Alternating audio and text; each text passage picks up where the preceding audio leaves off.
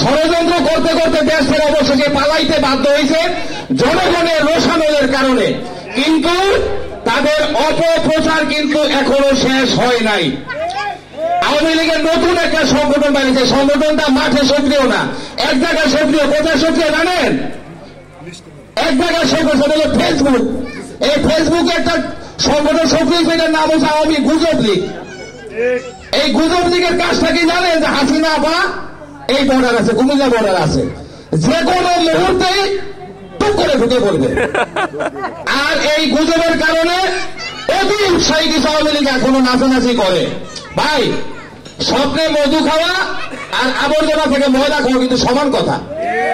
স্বপ্নে মধু খাওয়া বন্ধ করেন, বাস্তবে আসেন।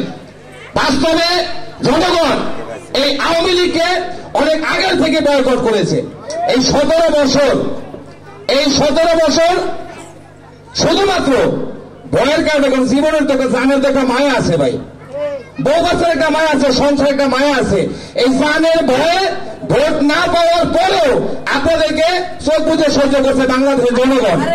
কিন্তু ভয় পাইতে পাইতে একসময় যে মানুষ অল্প সময় কাতর আর অধিক সময় হয় পাথর। এই ভয় পাইতে পাইতে মানুষ পাথর হয়ে গেছে। এখন ভয় দেখাইলেও মানুষের কাছে ভয় লাগে না।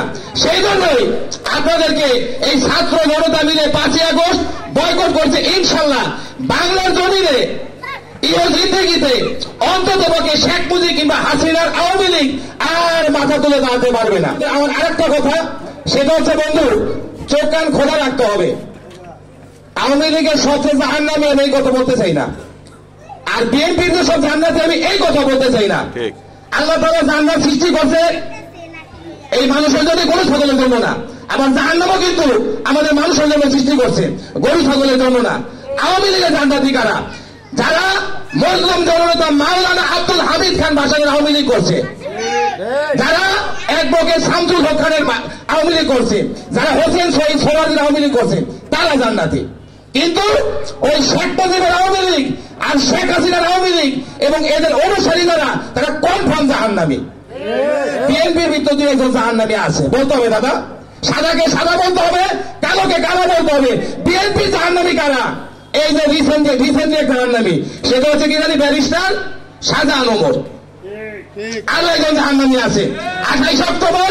ওই খুনি হাসিনা তখন আমাদের দেশনেত্রী বেগম খালেদা জিয়াকে বাড়ি থেকে বের হতে দেয় নাই, বালু ট্রাক দিয়া একটা অজুহাতে, নিরাপত্তার অজুহাতে থেকে বাড়িতে আটকায় রাখছে। তার বাড়ির সামনে একটা কুলাঙ্গার লোকজন নিয়ে পাহারা বসেছে, যাতে দেশনেত্রী বেগম খালেদা জিয়া জনগণের কাতারে না যাইতে পারে। সেই লোকটার নাম কি? এই যে বিএনএ প্রতিষ্ঠা করছে আবুল কালাম আজাদ, বেহুদা, নাজমুল হুদা, এগুলো হলো বিএনপি জাহান্নামী।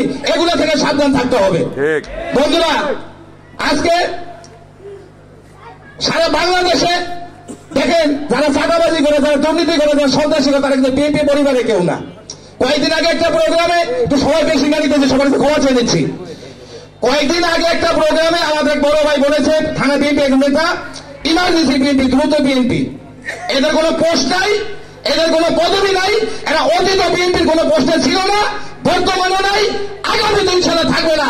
তাদের মাধ্যমেই এই চাঁদাবাজিগুলা, এই দুর্নীতিগুলো হচ্ছে। এদের হাত থেকে সাবধান।